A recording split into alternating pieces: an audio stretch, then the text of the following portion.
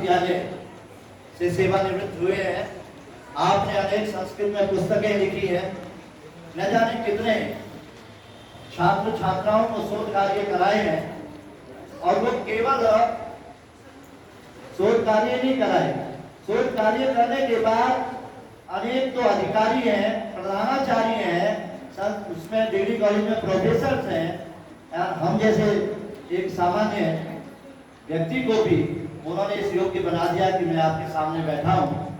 और मैं वास्तव में, मैंने सुबह इनके बारे में पूरा बताया था कि पूरा परिवार संस्कृतज्ञ है, और पूरे परिवार में 4 भाई सर्विस में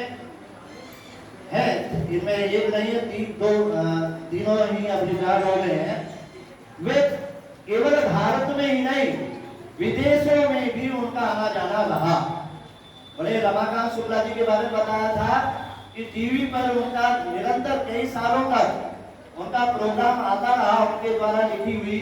जो नाटक था, वो नाट्य का मंचन होता रहा संस्कृत भाषा में ही। तो संस्कृत और हिंदी के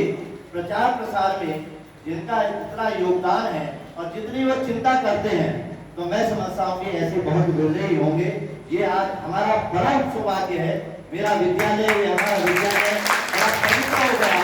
कि उनके चरण यहाँ पर पड़े हैं, और चरण पड़े हैं तो निश्चित रूप से इस विद्यालय को जो है 4 चांद लगने में मैं समझता हूँ कि किसी प्रकार की कोई बीच में दिक्कत नहीं आने वाली है, ऐसा मेरा विश्वास है। मैं समस्त स्टाफ की ओर से, मैं समस्त अपने संयोजक की ओर से, उत्तर प्रदेश संस्थान की तरफ से मैं अपने गुरुजी का, जिन्होंने एक छोटे से विनम्र निवेदन से मेरा जो है ये निवेदन स्वीकार किया, और आपने इतना समय दिया कि सुबह से आए हुए हैं। अब आप इसी से लगा सकते हैं कि शाम हो गई है 4 बजे,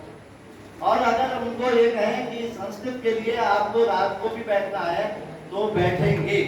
ऐसा निश्चित है।